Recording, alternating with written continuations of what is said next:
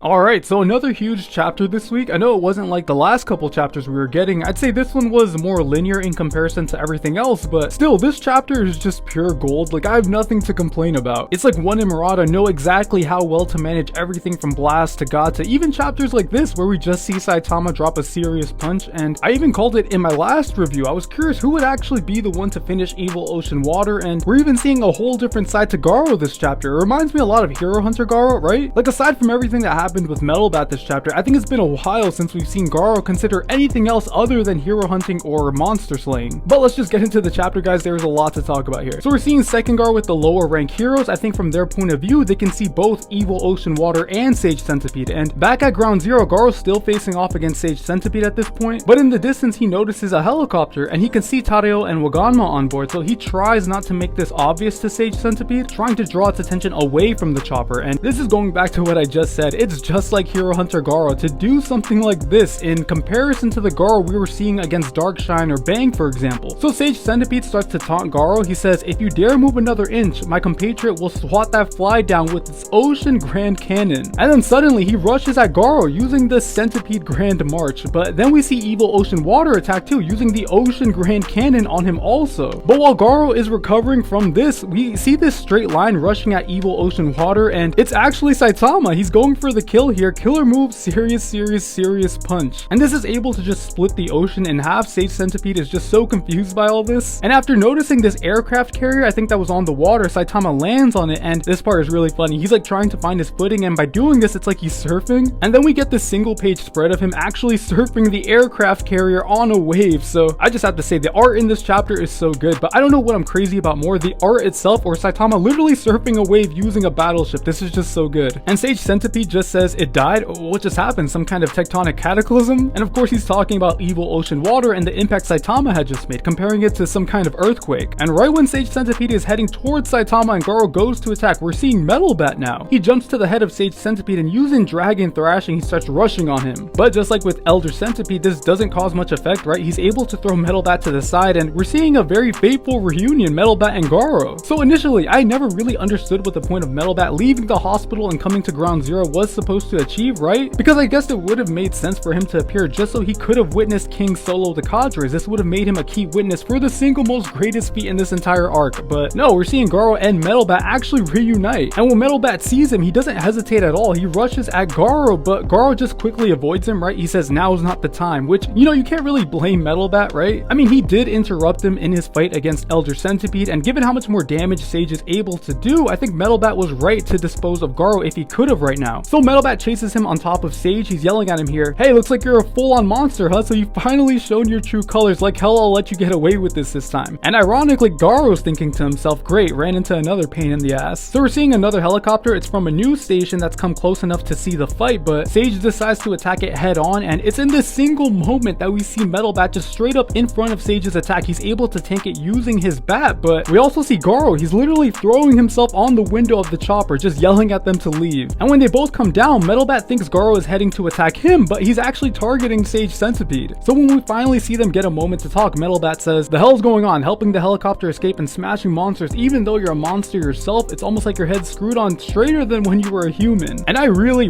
like that Metal Bat is able to pick up on this, because it feels like a running gag at this point that one likes to keep in the story about Metal Bat. Like, he usually forgets things. He's almost like an airhead, right? Especially when it comes to finding out intel about a monster's motives or whatever. So I'm glad one is taking the time here to say that, yeah, he isn't just some dumb high schooler with a bat. And then we get some trash talk, right? Garou starts telling him the situation here with Tadeo and Waganma on the helicopter, and then he says, "The brat you idiots are protecting is in there. We've got to buy some time for them to make a getaway. I'm not expecting much, but how about you play decoy like a nice little hero?" And then they just go back and forth here. So this is very interesting. Again, I didn't really know what to expect with Metal Bat coming back, but I think this reunion feels like it just makes sense, right? Like, they both share their short temper. They both have a sweet spot when it comes to kids. They have no issue taking up a challenge with someone who looks unbeatable. So all around, I think this was a great chapter. And then we see Suiryu. He's watching the news with Suiko in the hospital bed, and when he looks at Garou, he says something interesting. "I didn't really feel much killing intent from that thing. Don't know why though." So he's talking about Garou here, noticing the human-monster duality thing he has, where it's clear Garou wants to be a monster, but he won't abandon his humanity to get there. So I'm curious if Suiryu will ever put it together that this is actually Garou and not a monster, as in the fighter with the wolf mask who won the super fight tournament a while back, so very curious with what we see happen with Ludia. But alright guys, I'm gonna end the video here. Thank you so much for watching. Again, this was a really fun chapter. I enjoyed it a lot. I think it just feels good to see Metal Bat again in action. It's like bringing it back to like the early days of the Hero Hunter arc. So again, thank you so much for watching, guys. If you liked what I had to say, then please leave a like. I'd greatly appreciate it. And please let me know in the comments what you all think, what you agreed or disagreed with. And if you're interested in more One Punch Man videos, then make sure you subscribe. I'll be doing more here on the channel for sure. And yeah, again, thanks so much for watching, guys. Have a great day.